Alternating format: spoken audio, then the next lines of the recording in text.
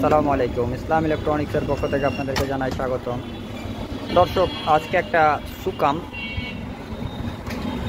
Falcon 800 VA capacity আপনারা দেখতে পাচ্ছেন। 800 ভিএ ক্যাপাসিটি একটা ইনভার্টার এসছে আমার কাছে রিপেয়ারের জন্য। তো ইনভার্টারটার কন্ডিশন দেখেন, ভিতরে পর্যাপ্ত পরিমাণে তারা হাত দিছে। তো এটি তার ইন্টারনাল কন্ডিশন। তো মসপেটগুলো দেখেন দর্শক, এখানে এক সিরিজের মসপেট লাগানো আর এখানে আরেক সিরিজের মসপেট লাগানো। অ্যাকচুয়ালি এই মসপেটটাই হচ্ছে অরিজিনাল, আপনারা দেখতে পাচ্ছেন এই মসপেটটা অরিজিনাল আর এটা পরে লাগানো হয়েছে।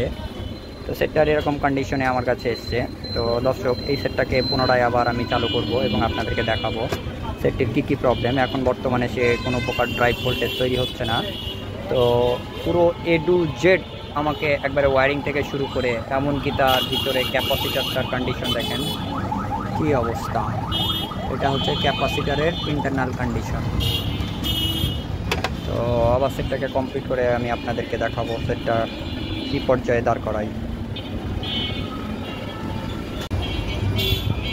দর্শক, সবচেয়ে মজার ব্যাপার দেখেন, এখানে IRF Z44 মসফেট ইউজ করছে, যেটা চলবে না। তো জানি না কেন সে ইউজ করছে।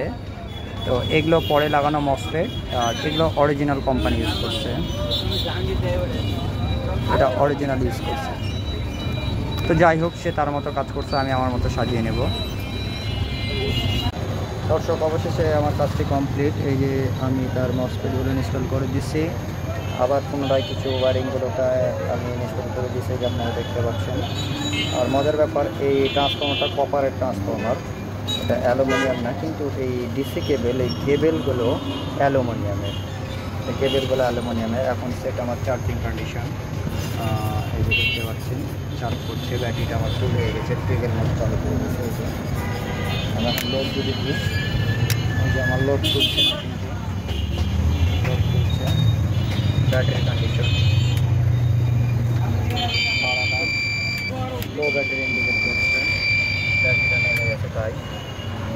তো এই যে আমার কাজ কমপ্লিট, খুব সুন্দরভাবে কাজটা কমপ্লিট করছে। 10 সেকেন্ড পরে সে চার্জিংয়ে যায়। এই যে চার্জিং করছে 11 অ্যাম্পিয়ার। ব্যাটারিটি আমার ওপেন হতে যাচ্ছে, মানে চার্জ ফিল আপ হতে যাচ্ছে।